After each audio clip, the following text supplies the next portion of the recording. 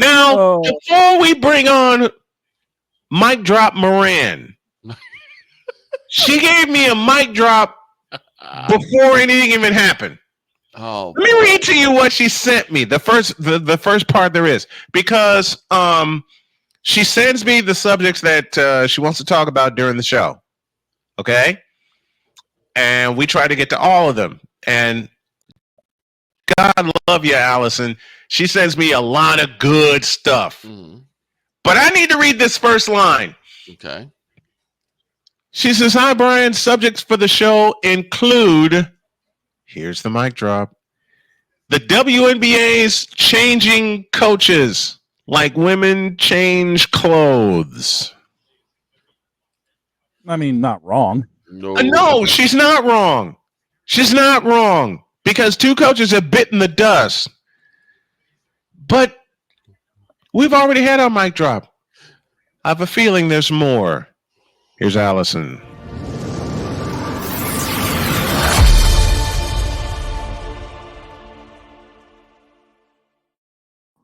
Good morning, my dear. How are you today? Good morning, Brian. I am great. How about you? Drop Moran. How are you? See, Mike Drop Moran at your service. That's a drop.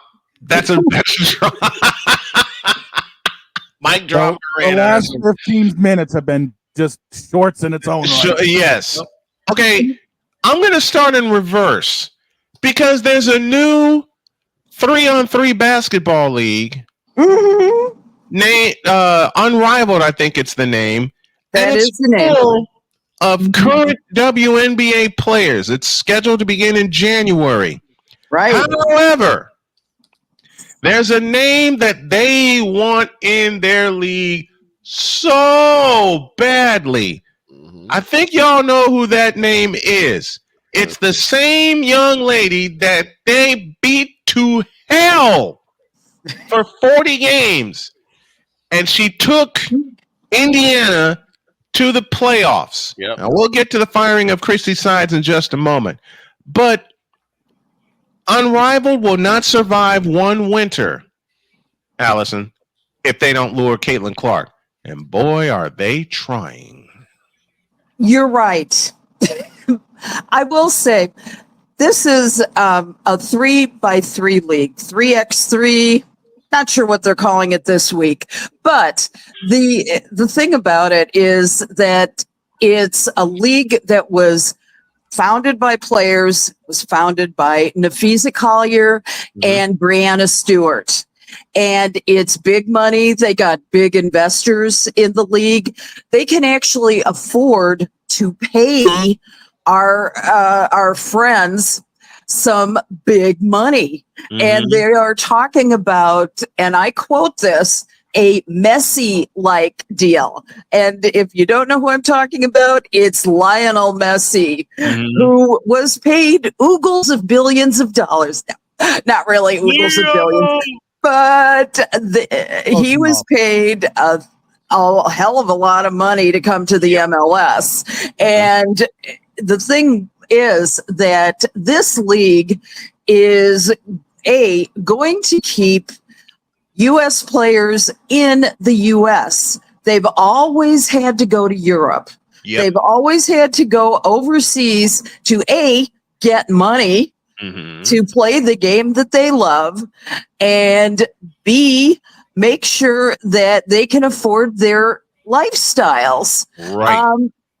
The problem is that they have had and when I say they, I mean the players in the league have never had a day off in all the years they've played basketball. Now, this league at least keeps them in the United States. It's also exciting because 3x3 basketball has been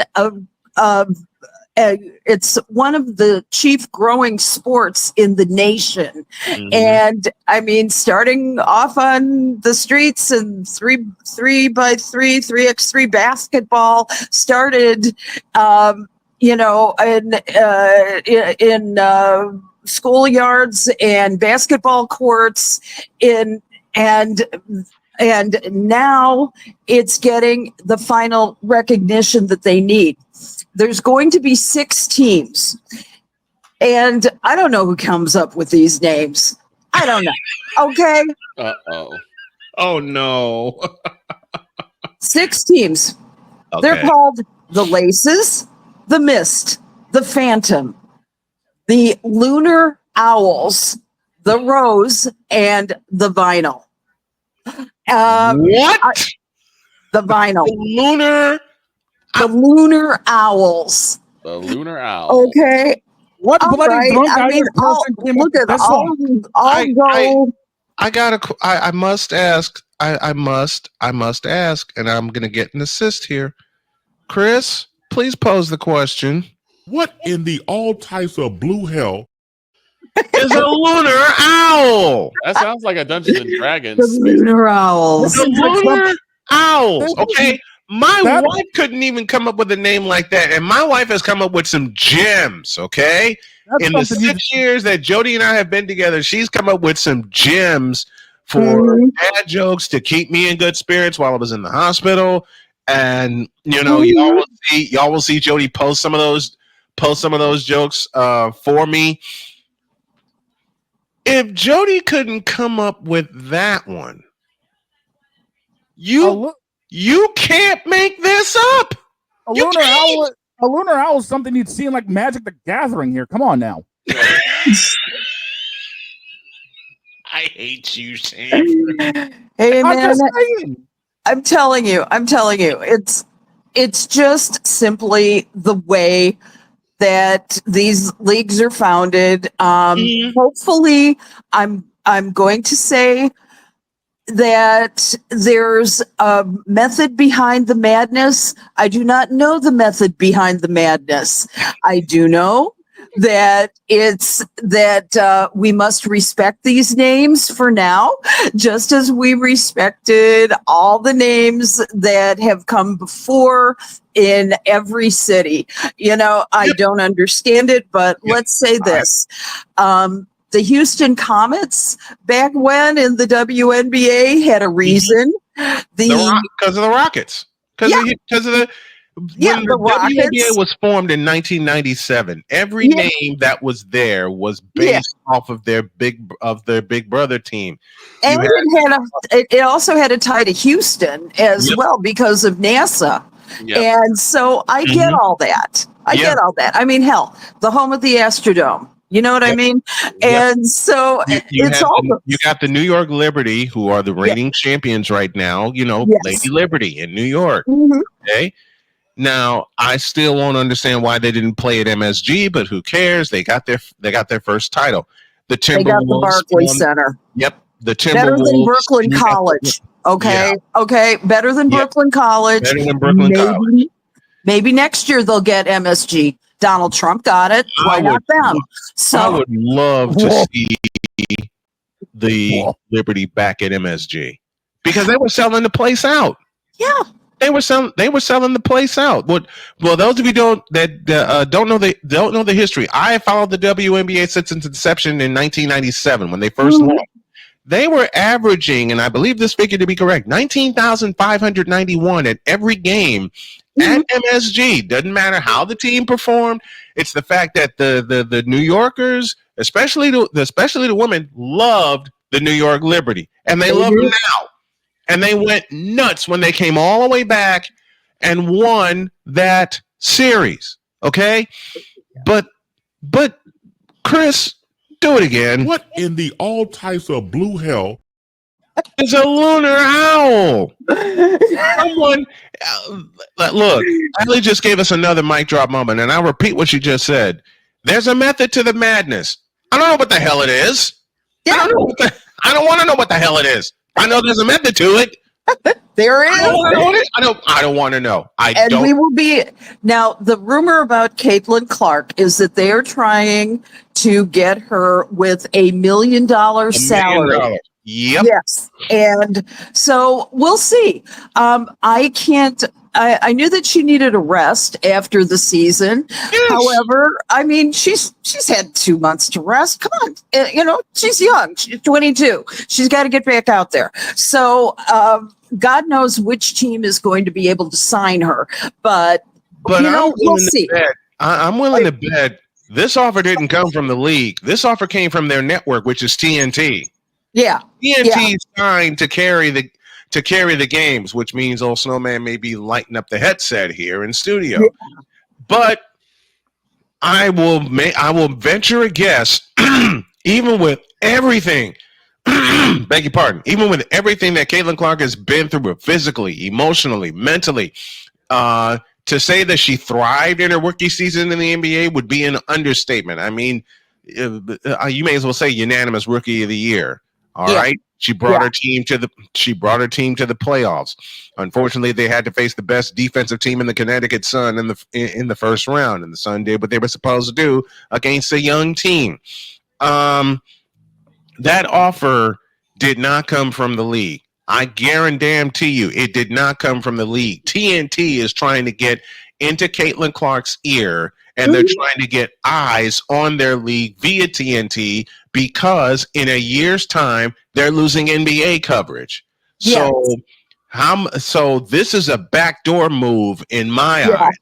And ESPN has got the WNBA, so that's off limits at the moment. Although God knows, I'm excited about this whole turn of events, and I think it just really bodes well for women's basketball altogether, and it'll be something to watch while the snow flies, and it'll keep us busy. Yeah, much. It'll keep us busy until next WNBA season. You and I will keep talking. That's for sure.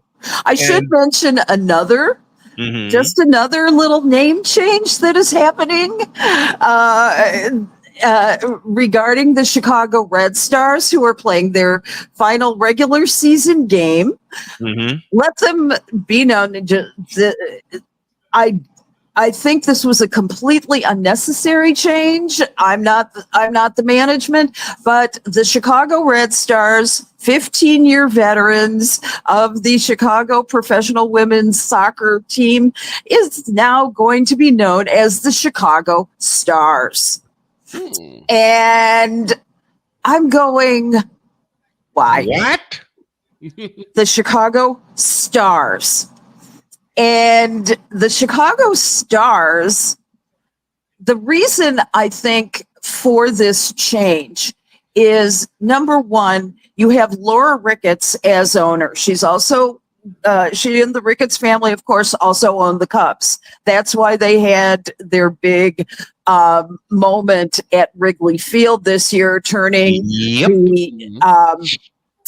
this team in, and the all of the nice baseball field into a soccer field. And hey, they made a record 35,000 people in the stands for women's soccer. Not too shabby. Not too shabby at all. Part of the reason for that name change is because of all the controversy surrounding their former coach, Rory Dames, who was fired, as well as the then owner, Arnim Whistler, who had covered up a lot of emotional abuse that the team was going through at the hands of Rory Dames. And he was, I interviewed him 1,000 times. He was tough on the players. And I understood why. However, this name change did two things wrong. And I talked with my good friend Peter Wilt, who actually founded the Red Stars. He and I have been friends for 15 years. There's an understanding in this world that they wanted to distance themselves from the Red Stars, who had all this controversy. However, they also wanted an identity of their own. This is a new ownership group. Yeah. It signaled a new era.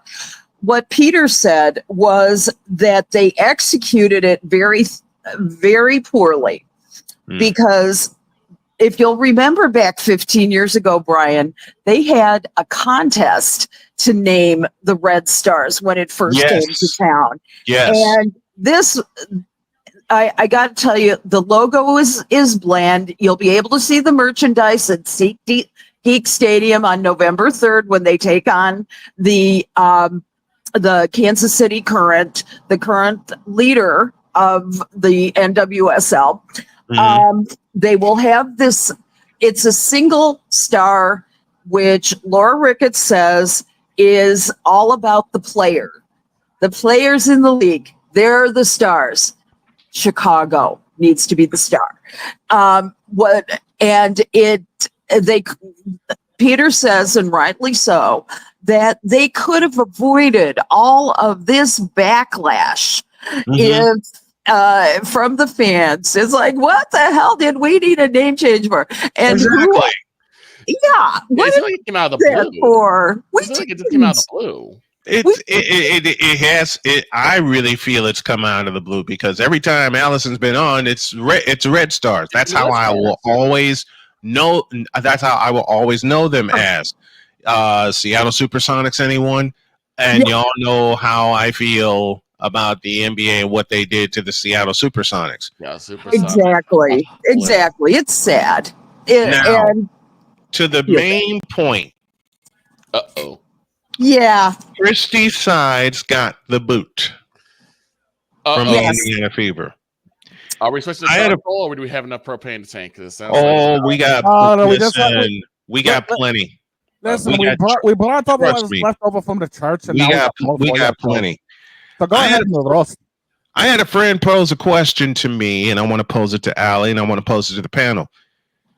My friend asked me who is going to be the next coach of the Indiana Fever, and one name popped up in my head. Lisa Bluter. Really? Well, I heard a different name. Okay, and the name is that. And I'm having a little trouble hearing you, so you might say that it would be Stephanie White. Okay. Who just Connecticut parted ways with her. Stephanie White has been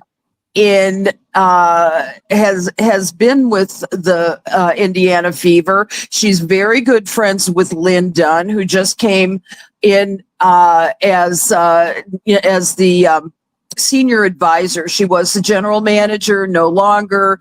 That's Amber Cox. You remember? Yes. And we talked about that. And the rumor mill is highly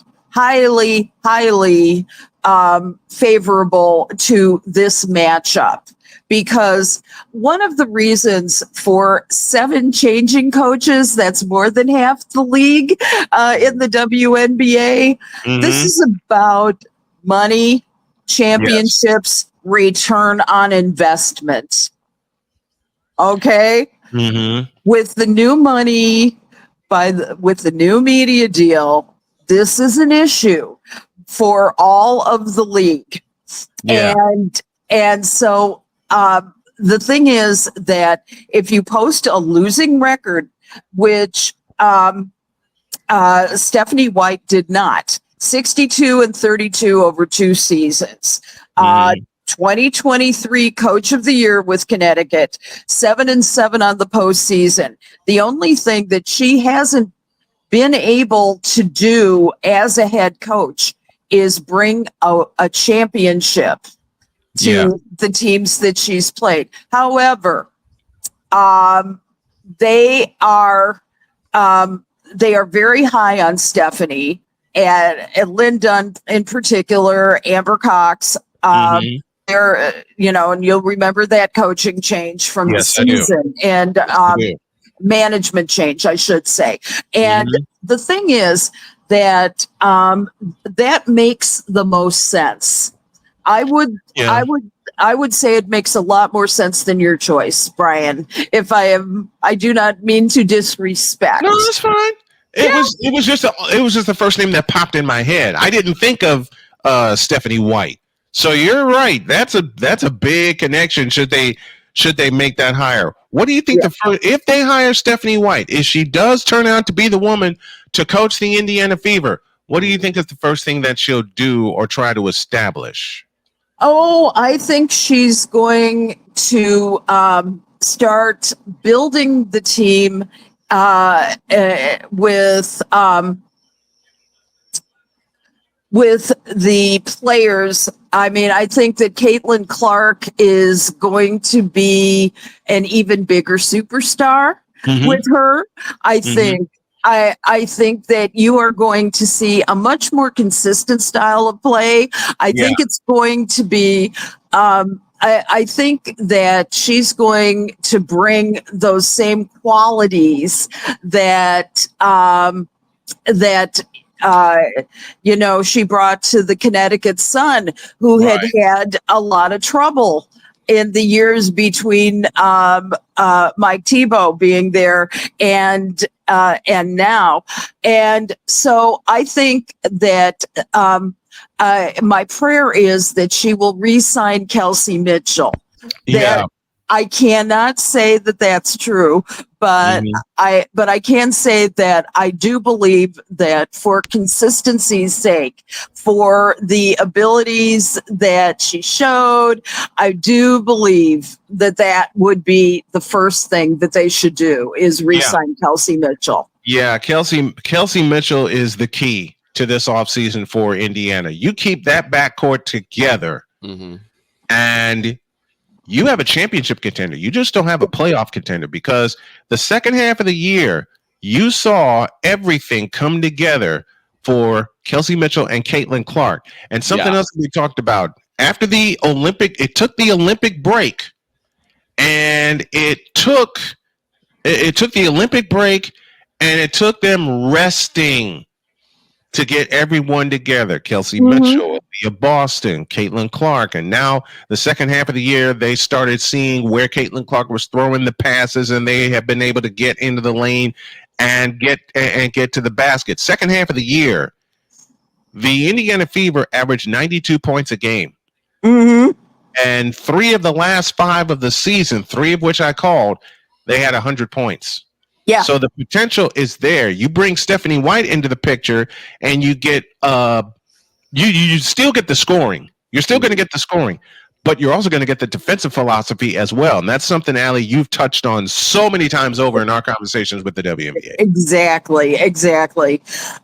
Interestingly enough, with Christy Sides gone, something that had long been rumored, and depending on how the Indiana Fever did last year, most people were calling for her head by the middle of the season.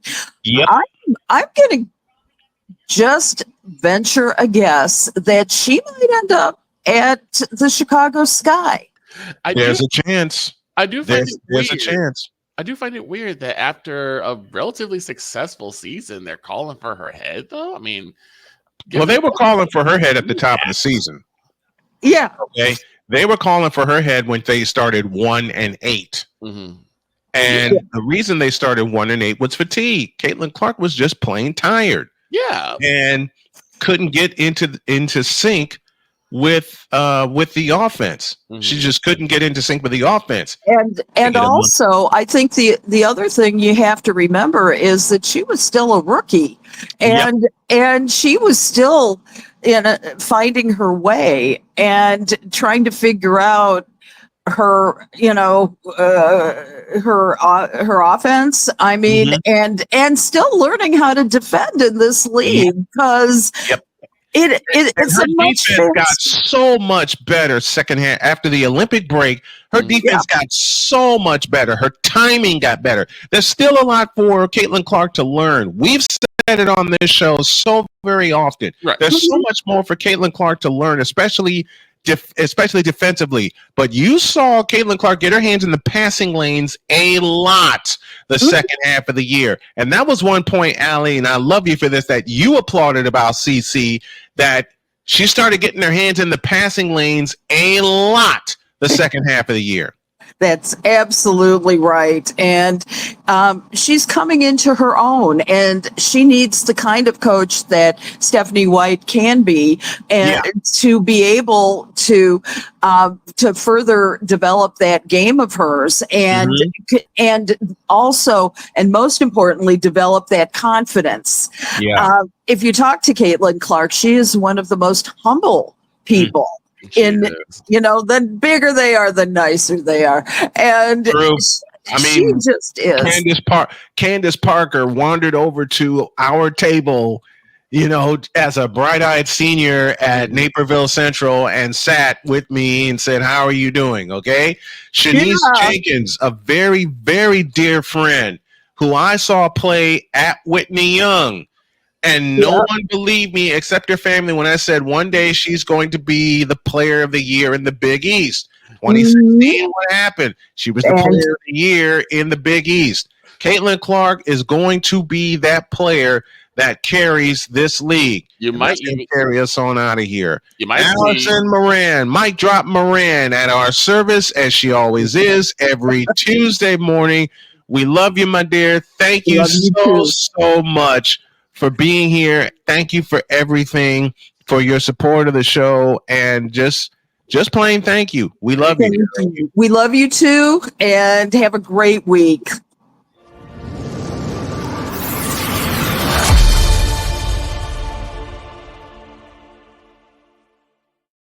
I'm gonna say this: if Caitlin Clark keeps practicing about getting her hands in the passing lanes, we may see her do something that, again, not even LeBron has done. Lead the league in scoring and lead the league in steals. I'm so waiting for that to happen. I think it'll happen next year. We got a boogie. Have a great day. God bless. Remember to make your next move your best move, and always remember, if your dreams don't scare you, they're simply not big enough. Dream big, do bigger. Learn from us. We're doing it, and y'all should do it too. So long, everybody.